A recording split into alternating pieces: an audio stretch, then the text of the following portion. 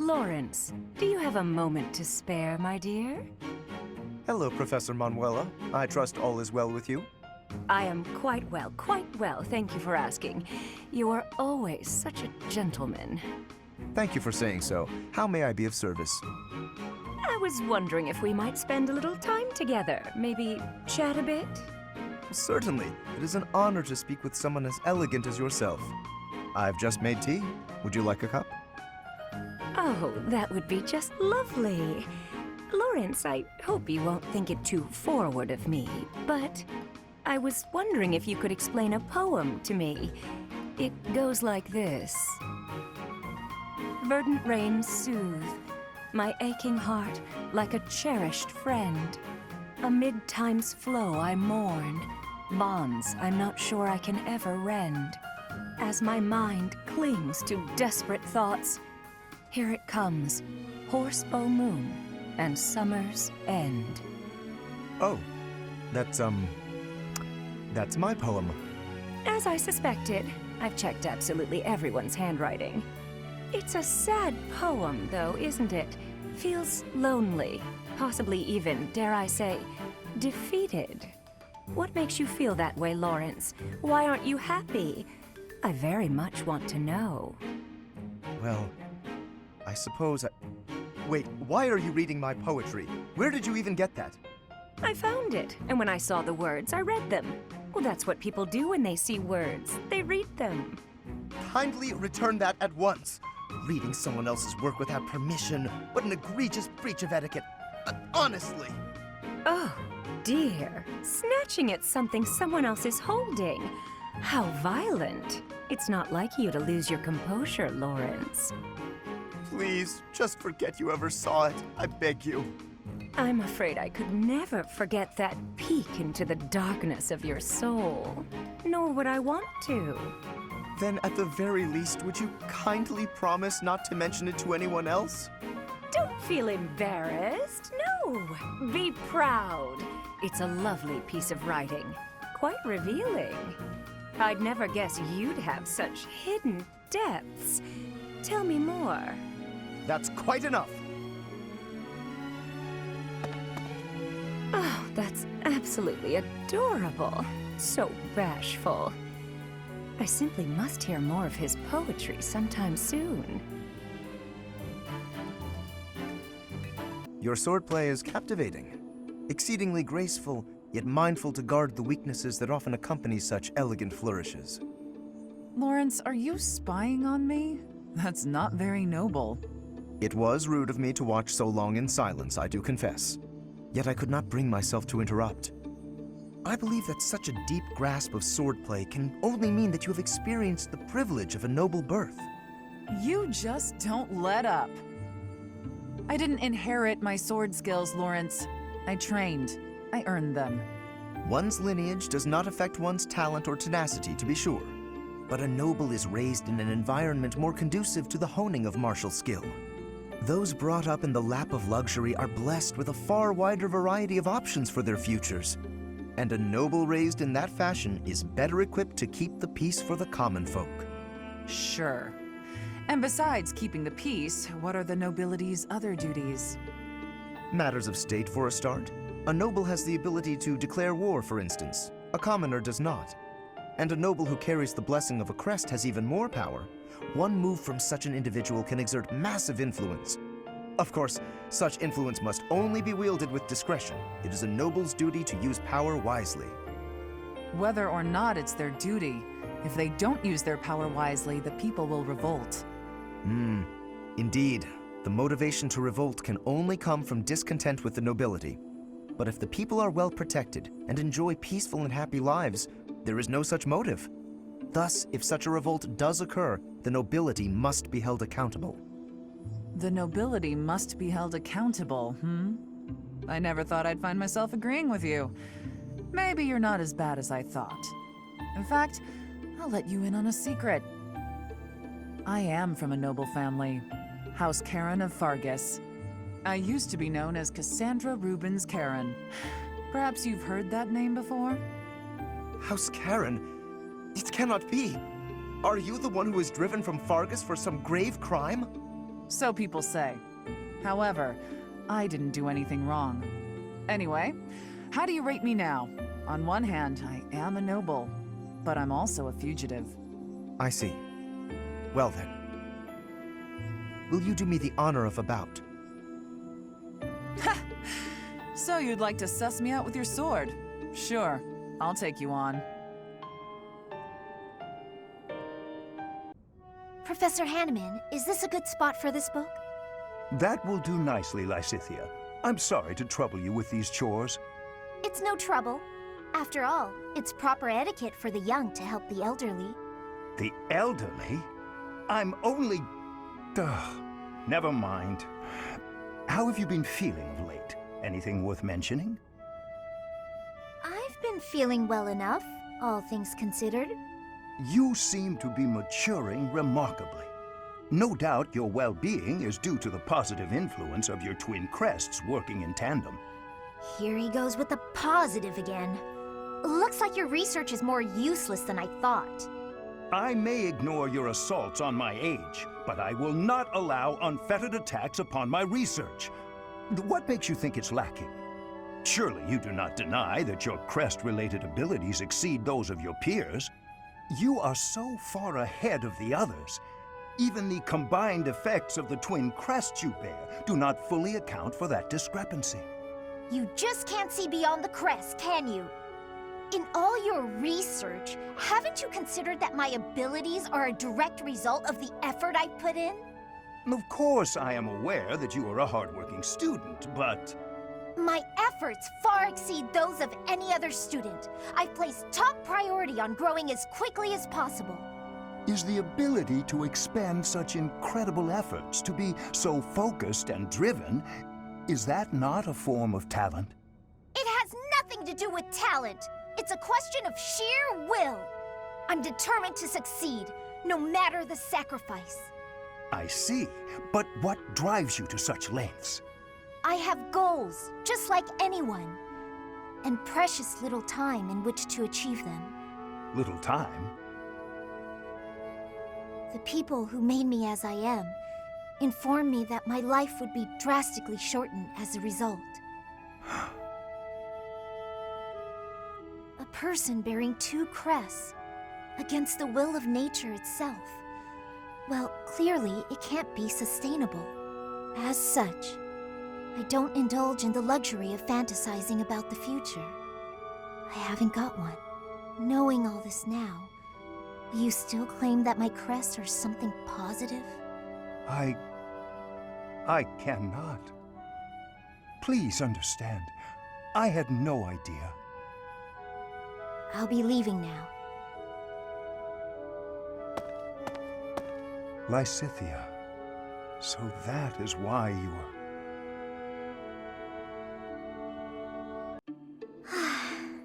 I should head back. Finished with your training, Miss Marianne? Oh, but Professor Hanneman, yes, I've just finished training for the day. You have merely completed the exercises assigned to you, yes? Nothing more? Or am I wrong? Yes. I'm sorry. I should have done more. No, please. You've done as you were asked. Quite solid work, child. I simply wish to ask a question.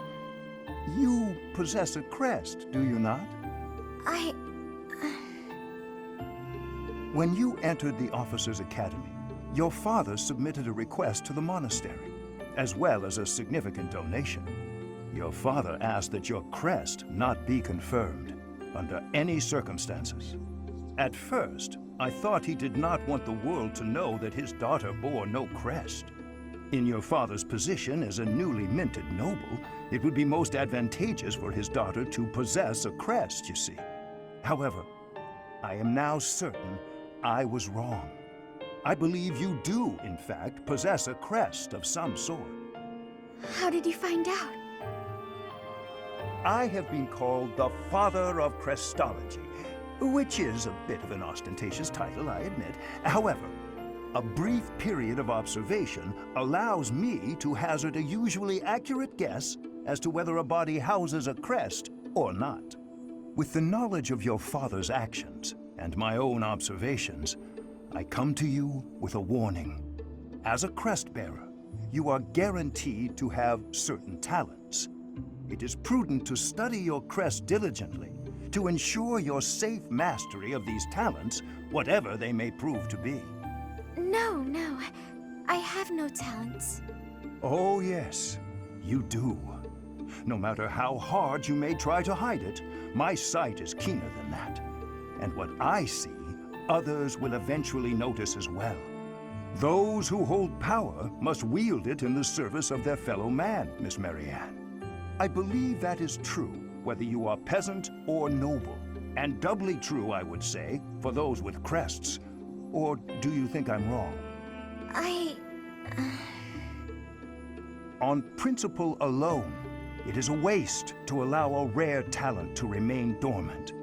I would like very much to advise you to aid your understanding of your crest. Will you accept my offer? No, I refuse.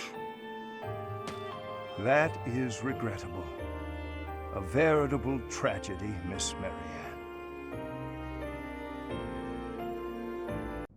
Goodness, Hilda, you look worried. Is something the matter? Oh, Mercedes. I was on my way to the greenhouse to water the flowers. But I have a meeting with the professor right now, so I'll have to be quick. It must be urgent to call you at this hour of the morning. Go see what the professor needs from you. I can take care of the flowers. Oh, are you sure? Thank you so much. It's no problem at all. Let me take the water from you. Thank you again. I'll see you at lunch. Right. I'm off. Oops, my meeting with the professor was tomorrow. Anyway, thanks, Mercedes. Still no Mercedes. All she had to do was water a few plants. I didn't think it would take this much time. It's almost noon. Maybe I'll go see what she's up to. And that's the last of that. Perfect. What's taking you so long? Oh, Hilda. Is your meeting with the professor over already? Yes. It's almost lunchtime. What are you still doing here? Lunchtime? I hadn't realized how late it was. After watering the flowers, I noticed that the greenhouse was in need of some tidying. I must have gotten a bit carried away. It's so pleasant working in here. Oh, pleasant. Sure. You're such a kind person. No, it was my pleasure. Anyway, shall we head to the dining hall? I should have just done it myself. Waiting for her was so exhausting. What was that, Hilda? Come along, I'm hungry. Coming! What should we eat? Hunting? Really? There's no way I can do this. Goddess, why couldn't I have stayed in today? Bernadetta, is this a trouble you are having? I heard that the duty to hunt is yours today. The duties all got assigned while I was holed up in my room. Do not be worrying. I can show you the way to hunt well. Oh, okay then. When you see a beast, you are thinking of it as an enemy. That is how prey thinks. You must think of the beasts as food. That is how the hunter thinks. So it's not an enemy, it's food. But, how is it food when it's still alive? You pick the vegetables from the field.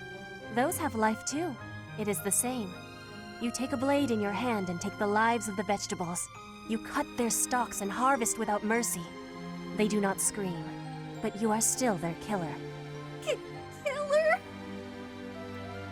Fruit ripens and falls to the ground. The seeds sprout and a new life is born. That is life's cycle. It has cruelty, yes, but you must end life to eat. You must be killing to be living. Maybe, but I don't know if I want to be some kind of vegetable murderer. It is the same for rabbits, deer, pheasants. The only difference being that they cannot cry out. You must do what you must do to be living in this world. It is your task. A task. Yes, just a task.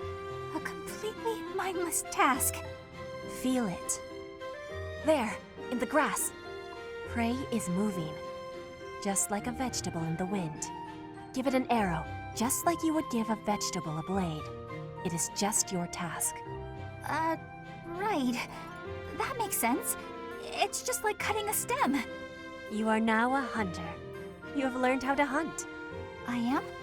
I have? Oh, good! What a relief. You have understanding now, I can tell. Great! Leave it to me. I'll hunt down my prey just like their vegetables. I have belief in you. Aw, thanks, Petra. I can do this. Make way for Huntmaster Bernie! Have luck, Bernie. Ow! What? No! Stay back! I'm sorry, Mr. Rabbit. I didn't mean it! Why are you the one chasing me? Ow!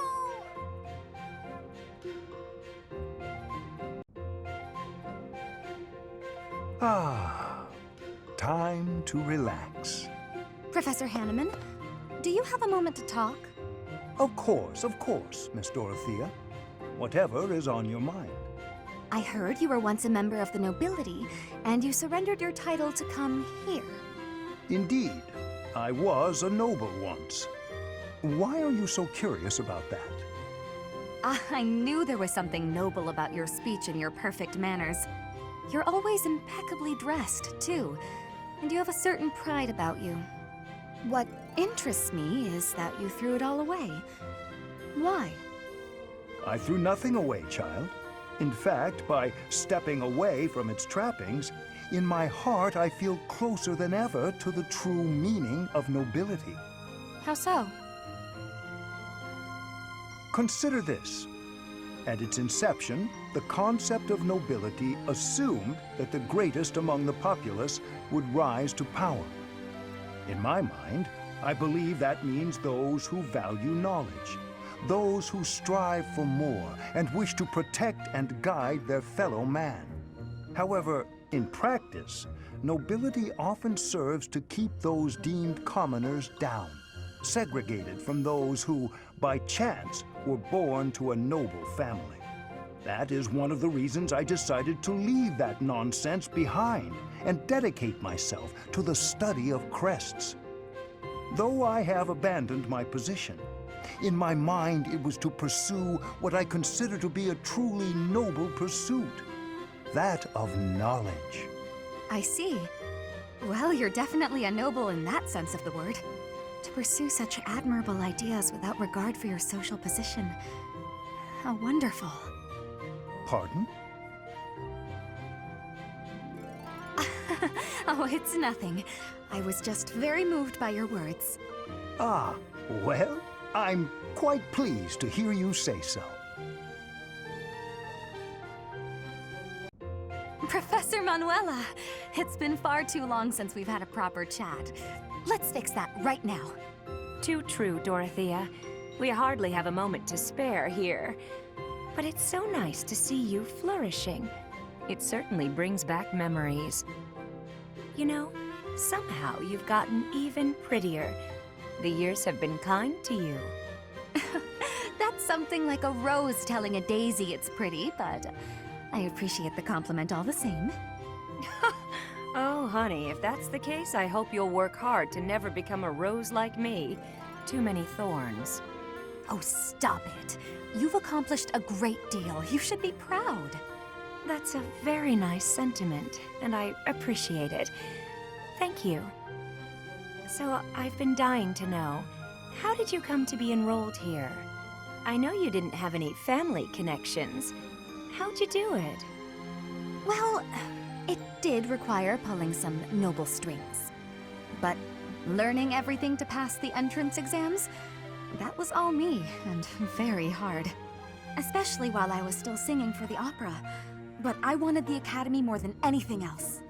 Well, bravo and well done. You've always had to find your own way in life, haven't you? I so wish you could rely on people more often. Still, though, you haven't said why you worked so hard to get into Garreg Mach to begin with. Isn't it obvious? Because you were here. When you retired, it broke my heart. But it also woke me up. Seeing someone like you who shined so brightly on the stage, give it all up and start a brand new life. It got me thinking about my own future and what I wanted it to look like. As ever, I followed your lead. Oh my. I don't know what to say. I had also heard that the heirs to the Alliance, Empire, and the Kingdom were all enrolling this year. With such an exceptional crop of potential spouses, how could I go anywhere else?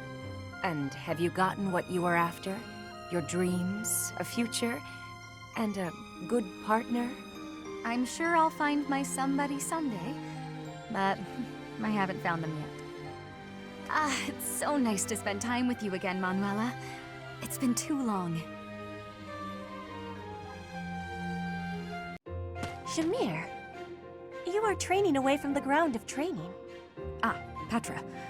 Well, it looks like it might rain. I have understanding. Rain training can cause unhealthiness. Can I give you a question now? Sure. You come from Dagda, I think. Why are you working at the monastery? You can tell I'm from Dagda? Oh, I suppose Bridget is our neighbor. As for why I work here, that's simple. I work to live. Rhea took me in when I had nowhere else to go. I'm here to repay my debt. I don't plan to return to Dagda anytime soon. But Fodlan is an enemy for you, right? Are you feeling okay about that? The only ones I've fought in person are the Imperial Army. I carry no ill will toward anyone else. I have gratitude for your answering. You have given me understanding. How about you? Do you hate them? The Empire is your father's enemy, no? And it's Dagda's fault that Bridget got pulled into the war at all. So, do you hate Dagda? Or do you see that as none of your concern? The fault is not of Dagda. My father made his own choice to be joining the war. I cannot say I have no hatred for the Empire, but I do not have any for Edelgard. When I came here, she was always helping me. Makes sense. You can hate a country without hating its people. You speak with such honesty. It is very amazing. I'm not that special. I just don't let emotions get in my way. Okay, Mercy. This time we're gonna be really good and get the supplies with no detours. You're so good at sticking to a plan. I should leave the shopping to you. I'll stay out of your way and just browse. Hey, that's not fair. I wanna browse too. Looks like you girls are having a good time. Annie? Is this a friend of yours? I've never seen this person before.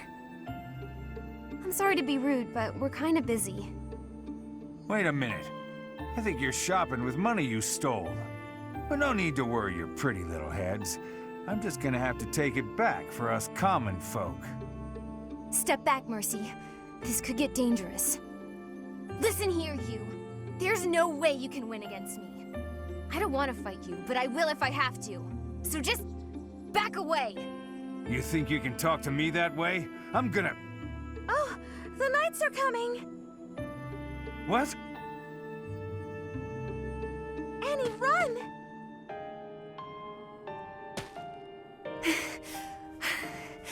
This is far enough. We should be safe.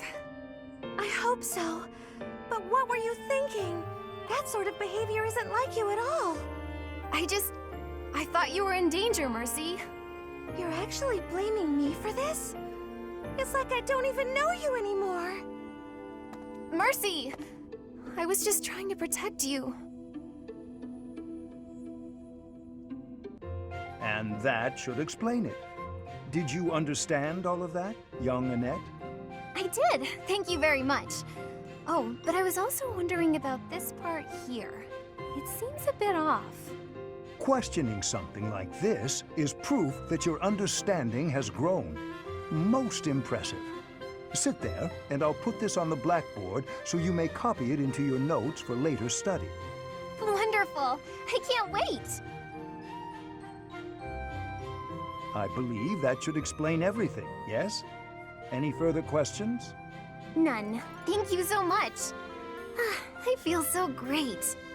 I'm really sorry for taking up so much of your time, though. Not at all. Not at all. Your intellectual curiosity is marvelous to see. And you have a top-notch character. Keep on as you are, and I sense a bright future for you. Seeing you continue to grow and succeed is more than a humble professor like myself deserves. Really? That's so nice of you to say. I'll do my best. I'm honored to be your student. If only your friends would learn from your example. Yes, a classroom full of attentive, studious pupils would be quite refreshing after all these years. Have a good evening, Miss Annette, and do not hesitate to ask any other questions. I won't, thank you. Goodbye for now. Wait, you'll trip if you leave like that. I'm sorry. Thank you. Hi there, Ash. Here to do some reading as well, I take it?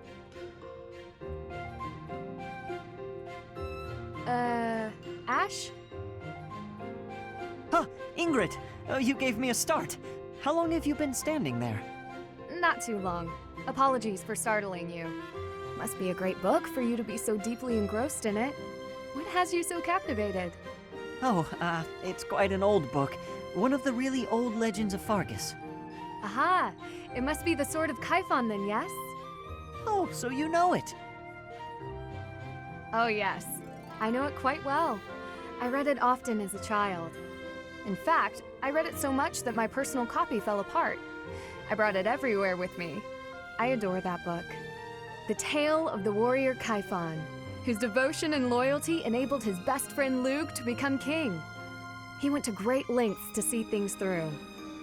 Exactly. I love the image of him charging forward into the fray, ready to take on any obstacle in the name of his king. Indeed, he was the very picture of the perfect knight. In my opinion, the best chapter is right around the middle of the book. Ah, the part about the war of the eagle and lion? That's my favorite part. In a flash, Kaifon's sword flew from its scabbard. The knight parried the assassin's blade mere inches from the spine of his king. Kaifon's blade hummed like the wind, slashing the enemy's throat. In mere moments, their forces lay vanquished, decimated by his mighty blows. I can recite the entirety of it if you like. I never grow weary of that tale, the pinnacle of knighthood, with all its struggles and glory. I know just what you mean. I never get tired of it. Some people laugh at me for reading these old tales, but I'll never outgrow them. I'm glad to find someone who shares my enthusiasm. I'm glad of it as well. Tell me, what other books do you enjoy, Ash? Well, the first one I ever read was Lugh and the Maiden of Wind. You have fantastic taste! That story is another favorite. The final chapter makes me tear up every time. I know. When I first read it, I just couldn't get that ending out of my head. It seems we have much in common. I look forward to chatting again sometime. I'd love to. Yes, let's. Hello, Professor Manuela. I wish you to know that I have heard ever so much about your talents. Whatever are you talking about, Flame? Singing! Why, you are wonderfully skilled at it, are you not? Why, I have even overheard people saying your voice is akin to the singing of a goddess. It makes me happy to hear. But who told you that? Oh, the students are always speaking of it, which got me to thinking, I may be the only person in all of the Academy who's never heard your beautiful voice in song. So, I was wondering, Manuela, might you sing a little something for me? Your request is touching, but I can't perform on such short notice. My voice is an instrument and requires proper gentle care. However, the stories are true. I was once the leader of the Middle Franc troupe, but that was a long time ago. Middle Franc? What do those words mean precisely? You've never heard of the Middle Franc troupe? It's the single most popular opera company in the imperial capital. I used to sing on stage with them. I was the star, in fact. Oh, wow. In all of Enbar? They must not have been around when I was living there. You used to live in Enbar? Indeed. Although I was quite a bit younger at the time. It is where I was born, as a matter of fact. Oh, well, you must have been too young to hear about us. Yes, that could be. And what precisely is the function of an opera troupe? You don't know what an opera troupe is? Well, it's a group of performers like myself who act out stories on stage in front of a big audience. Stories with lots of singing. Oh, I understand now. I certainly have experience in the fine art of storytelling. There is often singing as a part of story time for the children at the monastery. That is darling, Flame. But I'm not sure it's quite the same thing as an opera. You see, operas are performed in grand theaters with orchestral accompaniment. Everyone attending wears their finest. It is a very special occasion. Theaters, they're called? You mean to say that there are buildings exclusively used for telling stories? You've never even heard of a theater? You're an intelligent girl, Flame, and the world is full of wonders. You have a lot left to discover.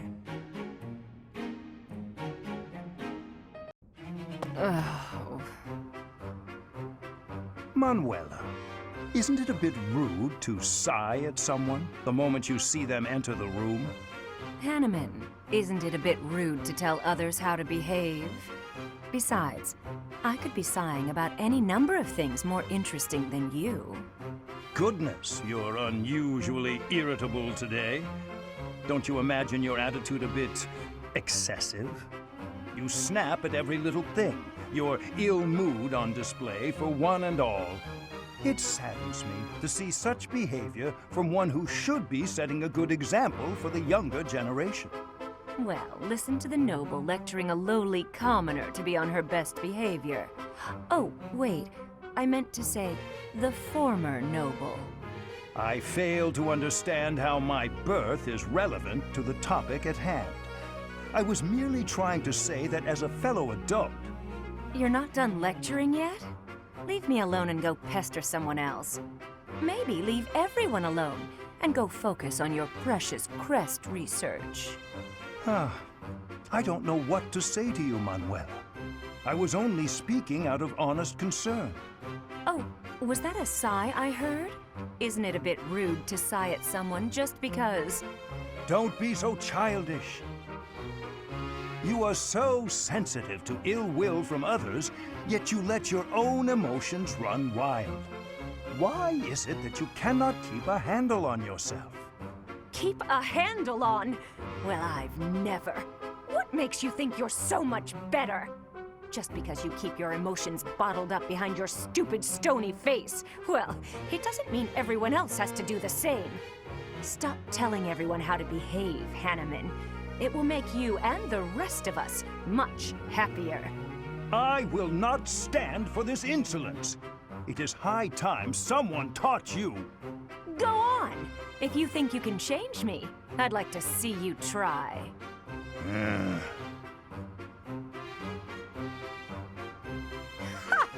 Thought so. You wouldn't dare. Absolutely insufferable. This is unbelievable. Why?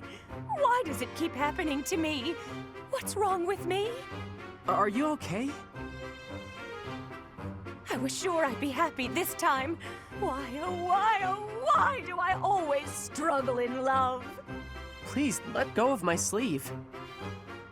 If I let go, you'll just run away, won't you? Yes. Nobody wants to listen to my romantic tragedy. But I saw you, Cyril, and I thought, Cyril will listen, because Cyril is good people. Okay, I surrender. What do you want to say? I knew I could trust you, Cyril. You're such a good boy, such a good young man. How can I help you? Is it just with listening? Oh, it's a real tragedy, let me tell you that. Yesterday, I was hitting it off with a man I'd seen a few times at the pub. When I looked in his eyes, I thought he was the one. But then, well, we were drinking and enjoying ourselves, and all of a sudden, poof, gone. He just vanished. I feel like I've heard this story before.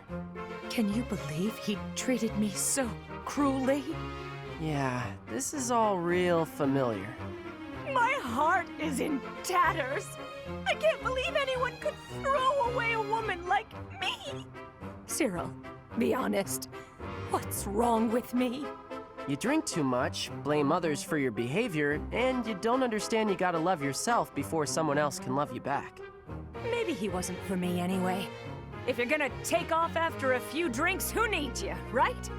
I think you're too young to understand, but I also think talking to you made me feel better. Yeah. You know what, Cyril? I'm gonna come talk to you more often.